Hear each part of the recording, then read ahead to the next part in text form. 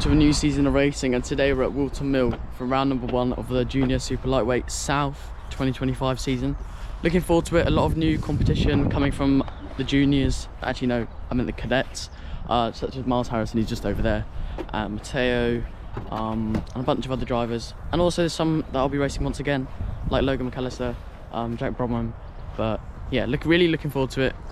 Whilton Mill is probably one of my favourite tracks, apart from the chicane. Not really a big fan of that. So yeah, looking forward to it. Looking for a good result. Top 5, I reckon, today is what we're going to aim for. And yeah, looking forward to it, and hopefully we'll get a good result, and hopefully we can do better than last season. Gonna go on the track walk with Logan McAllister racing. Eating in front of our... Oh my god, it's Jack Bromham. How are you feeling about today? I'm feeling pretty nice. Good. Benji's here. Yeah. Is that right? Alright. How are you feeling today, Logan? Pretty confident. Oh, good. I've been to this track quite a few times. So Yeah. Did well last season as well. Yes. Of course. It's a bit exciting, and there's no Blake Southern. Oh my god, it's Miles.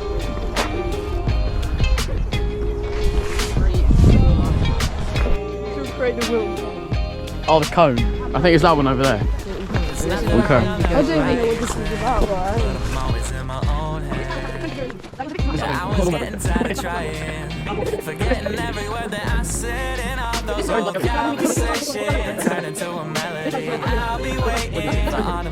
So I had a quick look around the track, just gonna have a look at the curb, see how much I can really use here, which is gonna be quite useful to see. Make sure never to run this outside the curb because it just slows the car down so much, and you can just see how like deteriorated it's got. It's completely falling apart. So yeah, make sure not to run that at all. Let's have a quick look. Hopefully we get a fair bit. I think I've heard they flattened it slightly since last year. So let's have a look. I'm not really sure about taking this one. Oh, okay, more than I thought. You can really see where all the carts are bottomed out there. Okay.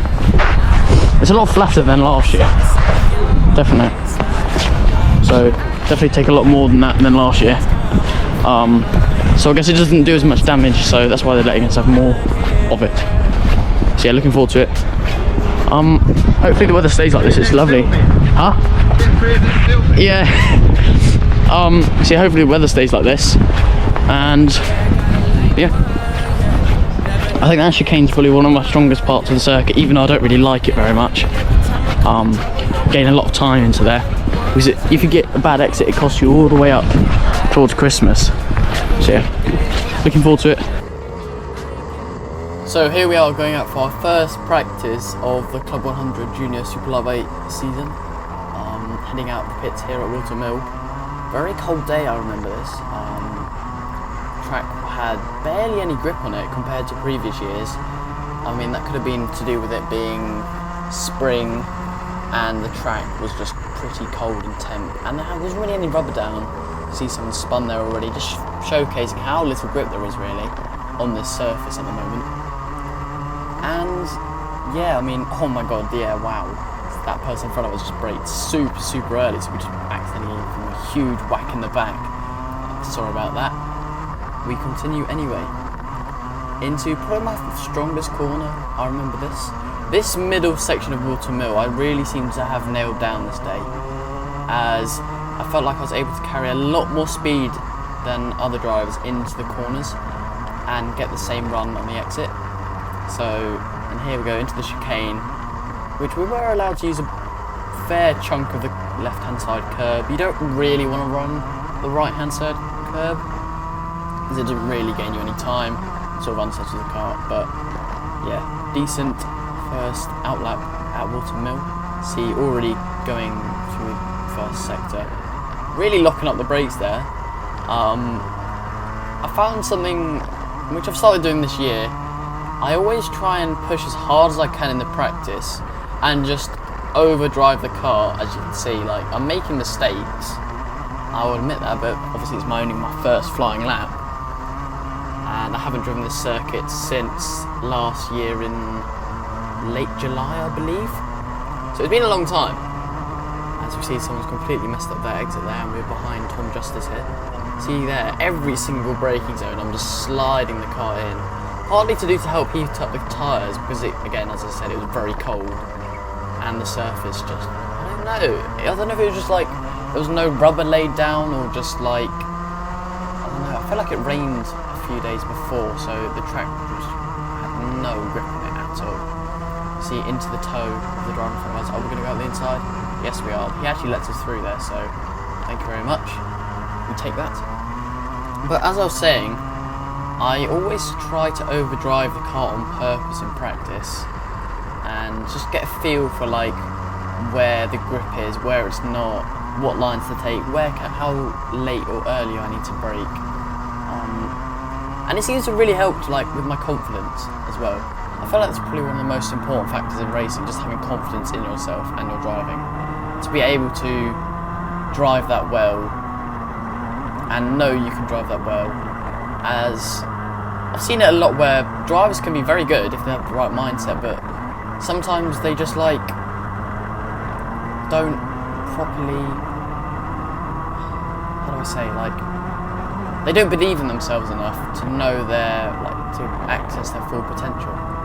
So it's a real shame some drivers have that, but that's sort of the hidden sort of thing in motorsport where you have to have a good mindset, otherwise you're not really going to go anywhere. If you have like a very negative mindset, you're not really going to go anywhere really.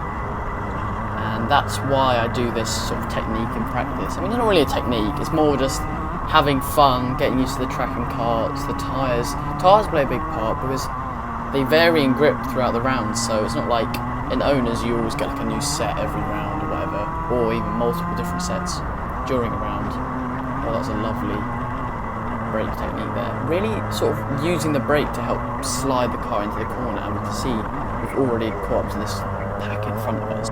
And we're going to skip forwards a little bit there, and we gave ourselves a bit of a gap because we really just find ourselves in this traffic, and I really wanted to sort of find the lines instead of sort of the overtaking spots, as I already knew where you can't overtake a Whilton Mill. So I really wanted to just try and refine my lines in this session and find the limits of the car.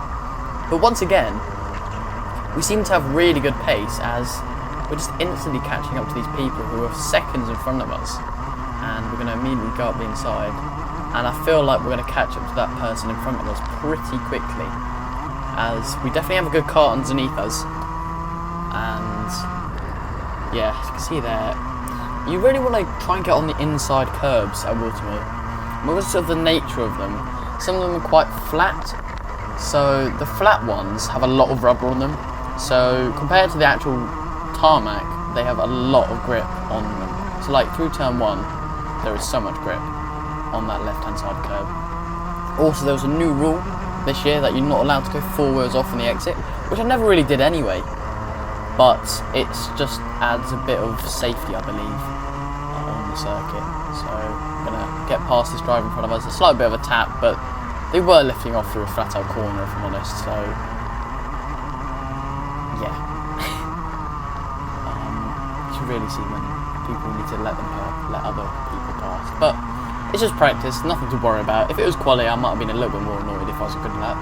But you know, it's just practice dealing with traffic and just trying to find out how to overtake. There we go. That boot was a lot better than last lap. Managed to get on the inside curb. And you can really see how it just drags the cart round. But you can kind of do at some tracks where you can sort of curb hook. You might have seen in owners where they get their inside rear wheels, or just their inside wheels onto the curb, which really almost acts like train tracks, and you just get pulled round the corner. And you can do it in Club 100 occasionally, around some corners. Like I found at Christmas, I think I did it once or twice. You could get your inside wheels on, well, in the curb, but you have to be very careful because of where the cones were, because you can see they're dotted around all over the curb. So you've only got a very, very limited amount of space where you're over the curb, if that makes sense. But again, you're catching up to these drivers in front of us so quickly, and I think my driving really shows how much confidence I have in myself currently. This year anyway, my confidence is a lot better than it was last year. And we're going to cross the line, and that's actually the end of the session. So very positive first session of the season, and we'll see my thoughts on it afterwards. So that was practice. Actually came P1, which I'm really surprised about. Accidentally got a black flag. Just hit the barrier a bit too much through the chicane and just, well, clobbered it out of the way, if I'm honest. So fully deserved that. But I'm very surprised I still came first. Only by a very small amount, bear in mind. But literally, it was on my last lap. I managed to get first. I had to swerve past someone, and then also I got stuck behind someone going through the chicane. I think it was Oscar, caught up quite quick. But yeah, I was really surprised that I managed to still get first, considering I got held up so badly. So yeah, really happy with that. Got lots of pace, very fun to be back in the car, and yeah. Hi YouTube. Hi Ollie Peters. I'm the Tism kid. Yes. Now we're going to go out for our qualifying session. So you guys all know the format, I presume, for Club 100. You've got practice, and you've actually got an additional pre-event practice on the southern rounds. You also get them on the northern, but the northern rounds, they run 2 10-minute sessions the day before, I believe, because they have seniors SP40 and SP60 rounds, the north rounds, the day before, so they have time to run the practice sessions. But with southern, you can do the additional pre-event for like an extra like 80 quid or it's along those lines, but I never really do them. I think the last time I did one was like in cadets in 2022 for clay pigeon, so there isn't too much point, but I guess if you've not got much experience, it definitely is worth it. And poor bloody hell, Benji, what you doing, mate? Completely missed the corner there. I think I forgot how cold the tyres were as we're going to fire through the chicane for the first time. You can't really go side by side through there. It's very tight, so you could get away with 2 wide just, but not really anything more than that. But as I was saying, the format, you've got 11-minute practice, 11-minute quali, and then you've got your pre-finals and finals, which are both 11 minutes. All the sessions are 11 minutes, however the finals are 11 minutes plus 1 lap. So let's say the timer goes to like, I don't know, when you cross the line, if it's like 4 seconds remaining, you've got, it will flash up with the last lap ball, so you get 1 more lap than you would normally, if that makes sense. Also you've got rolling starts with the Rotax, the usual shenanigans. So qualifying is probably the most important session of them all, because it puts you obviously in the position, but it also determines what final you'll be starting in. So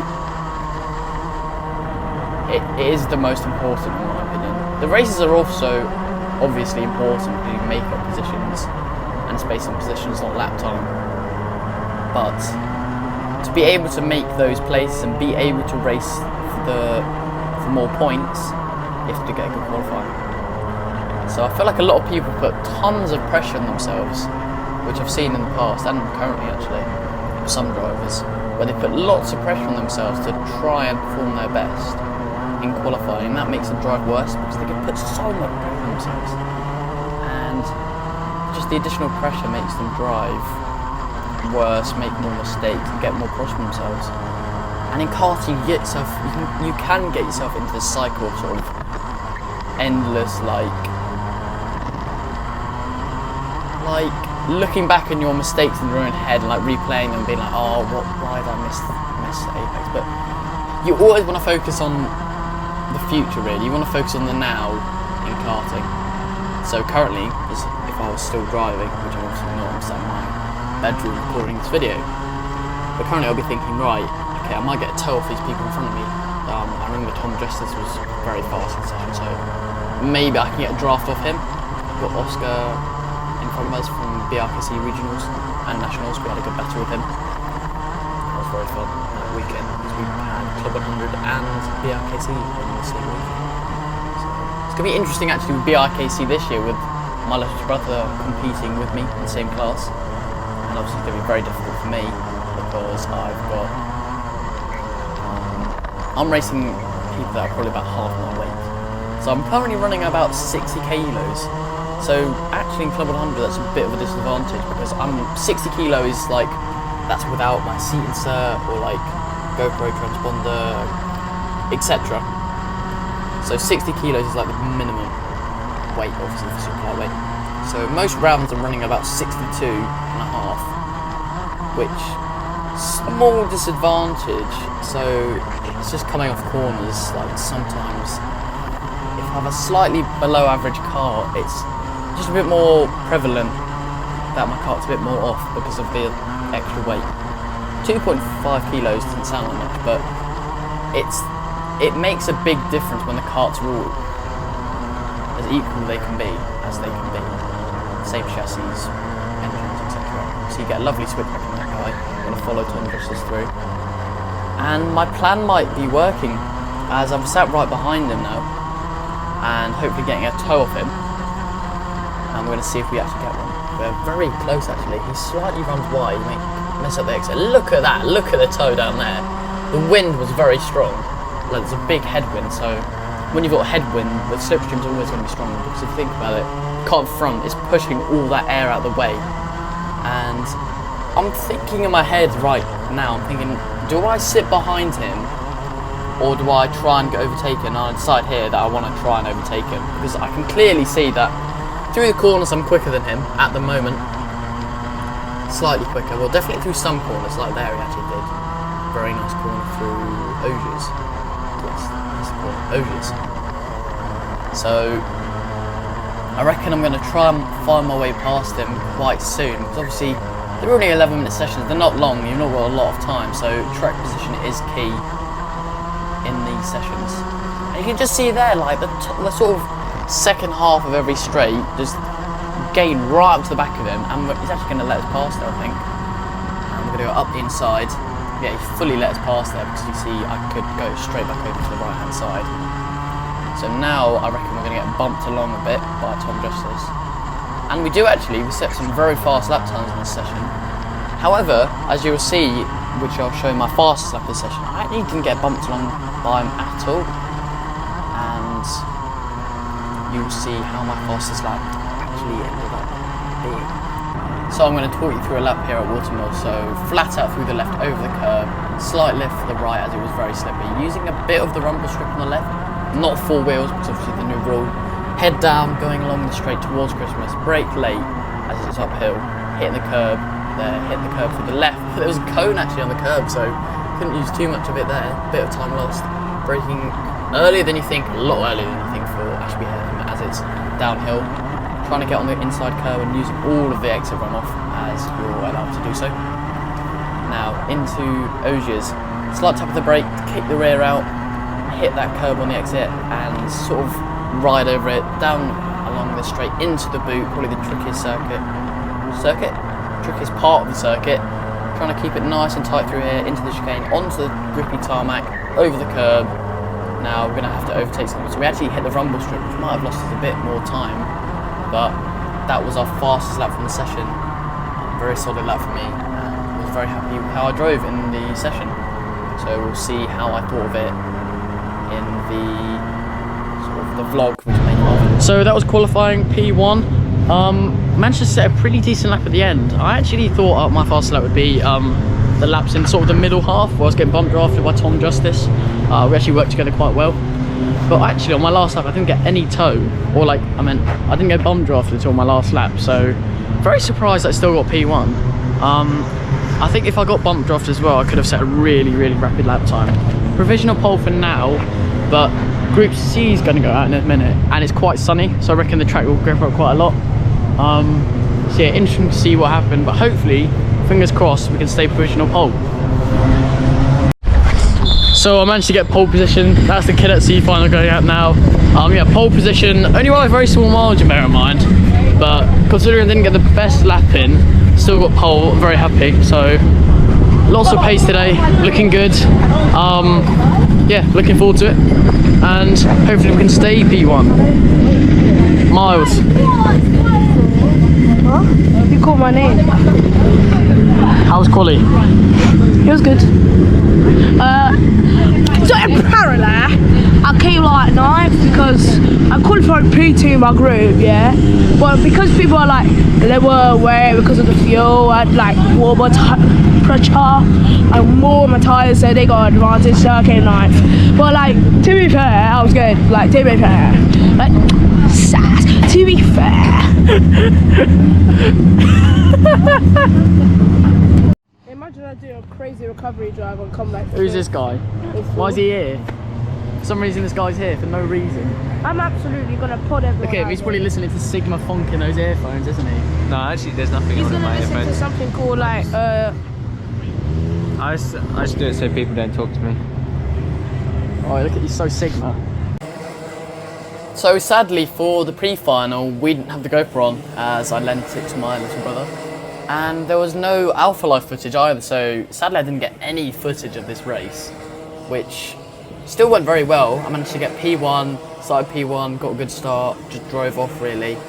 And Logan finished second. He was gaining on me a little bit, but very solid race for me, just didn't really make any mistakes.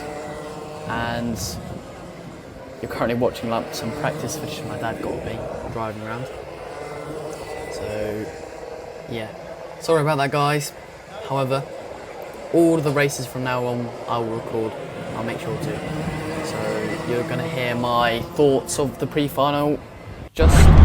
So that's P1 in the pre-final. I'm really set out what I really did what I wanted to do. Got a really good start on the initial first start, and then there was a restart because some chaos happened behind. But then once again I got a really mega start and managed to stay in first. Got a really big gap actually. Logan got into second quite quickly, I think after a few laps, and then he was just slowly gaining on me throughout the race. But I felt like I could have gone a little bit quicker. I think our laps were only separated by like less than 1/10 of a second, so very close in between us.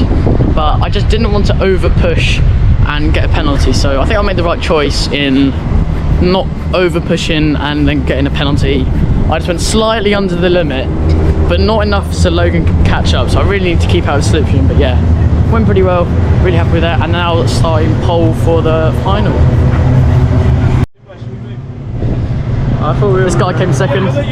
Yeah. It was a pretty good race. I was gaining, and You were gaining, and then time ran out. I got taken minor fumble. But like you were gaining. And then the start was A bit chaotic. I had the greatest Helmet hair. and then the start was quite the interesting moment. My car was horrible. My car was so... So here we are for the final race of the first round of the Club 100 Junior Super Lightweight season. And we're going to start this race in pole position, obviously, as we finish first in the first race. And lights out and away we go. Into turn 1, we get a good run. And we're going to turn 2 and we're still in the lead. And we're actually going to be using Logan McAllister's footage, which he's kindly given us. And you see me signalling there to go, work together. So I really wanted to push forward in this race, as I knew that me and Logan definitely had a big pace advantage over the rest of the field on this weekend. So I knew if we worked together on the first few parts of the race, we would be able to just work together and then battle it out later on. And you can see how strong I was through this middle part of the lap. I really seemed to get a good run onto this straight, going towards the boot. However, I think Logan's strongest part is this second part of the boot here. He just seems to be able to get it turned in very well. And also the exit of chicane he was very quick at. That's what I would say anyway. You see he's slightly closed up on me there, but I think overall I slightly gained on him on that first lap. So I'm going to continue round on that lap, and now we're skipping forwards a little bit. I think this is quite a lot later on in the race, and we're going to see me and Logan are properly battling. As for that first half of the race, we were really working together, and now we've got a big gap to the drivers behind, and we're going to work. We're going to battle it out now. So you see he gets to the inside, I try and switch him back there, coming over Ashby Hampton, running now alongside each other, going into this left-hander, and I'm going to try and get underneath him. Yes, I do. Manage to get underneath him into Ogier's and take back that place. And we managed to keep up on this straight, but now he goes to the outside, so I'm going to defend it to the inside and hold the inside line, but that means my exit's compromised, so he gets another switch back on me. So there's been some great battling from us so far, and he now is in the lead of this race. So I'm going to try the best I can to try and keep up with him. See, going into turn 1, I'm going to stay right on his bumper, into the left and into the right, coming onto the exit of this straight. Gets a slightly better run, but now the toe's going to really drag us up to the back of him now. And we're going to see how well we can keep up. So skipping forwards a little bit a bit later into this race, and you can see I'm literally still right on his bumper. I mean, apart from there, made a bit of a mistake. But as you can see there, we've actually got a penalty, cone penalty there. That was for the chicane, so running the chicane curve a bit too much, and now we've got a 1 place penalty. So I really need to win to try and settle for that penalty. It's only 1 place, however, that means if I finish second, I'll come third. If I finish first, I'll come second. So really want to win round now. Haven't got too much to lose, especially as it's round 1. We want to just absolutely send it. So these are, I think, the last 2 laps of this race. So me and Logan are bumper to bumper now, really battling it out. As he's started to go a bit defensive around some of the corners, you can see he's looking back a lot. So he knows that we're here, and we're going to try a move at some point if we can. So into the left-hander, and then coming out of Ogier's onto the straight. We're going to get a little bit of a slipstream. As you can see, they were slowly dragging up to the back of him. We seem to be quite strong onto the brakes into this first part of the boot. As you can see, he's very quick through the middle part of the boot, so he gets away from us a little bit. And again, through the chicane, he's very fast in the entry. But we do manage to get a very nice run there onto the straight. And now I believe this is... No, it's not. We've still got another, I think, 2 laps of racing after this. So this must be second to last lap, I reckon. So he's going to go to the inside. We're going to switch to the outside, and we're going to see if we can come underneath him. And we almost do. We're alongside him, but we're not quite able to make it stick there. And he's, again, looking behind. He's going to go defensive into Ashby. Nothing really we can do there. We'll try and get the better drive. We actually pull alongside him, though, which is unusual, as the outside line always seems to get a better run. And we almost managed to get to the inside there, but again, he covers it off very well. So we're not able to sneak into the lead just yet. Now, we're going to switch the outside once again. Trying to cut back to the inside here, and we're going to try and attempt the move that he did on us earlier. And we almost do there. You see, I got on the brakes there, and I was so close to going for that, but I was thinking in my head, like, look, otherwise, I wasn't quite close enough, otherwise, we'd just taken us both out. But almost did the same move Logan did to me earlier. So now it's the last lap of the race. He's going to go to the inside. He's going to look over the shoulder. We're going to switch the outside in the last second, but we don't quite get the exit we want to get underneath him. So going through the wiggly bit, that's what I'm calling it, the wiggly bit, towards Ashby. Again, defensive. And we're going to cut to the inside, which becomes the outside now for this left-hander. So again, we're going to try the switch back. And we are going to make it stick, but we're not actually going to, as he covers it off once again. Lovely driving by Logan. I mean, we mess up there slightly, get a poor run onto the straight, but we're going to brake extremely late there. Almost went into the back of him. I have no idea how I braked that late. I did fly off the track, if I'm honest. Probably the best I drove that corner the entire day. Shame it was on the last lap of the last race. But now coming around the last corner, Logan's going to win it, and we're going to be right behind, but that's going to demote us to P3, so... Incredible race from me and Logan, I would say. Probably the best I've had. One of the best in my career. It's just me and him were miles in front of everyone else. Absolutely great race from both of us. And yeah, really enjoyed it. And I hope you guys enjoyed the video as well. Sorry for the late upload. I've been busy with GCSEs, but now they're all done. So these videos should be coming out quite regularly. Regularly? Yes. So see you guys soon.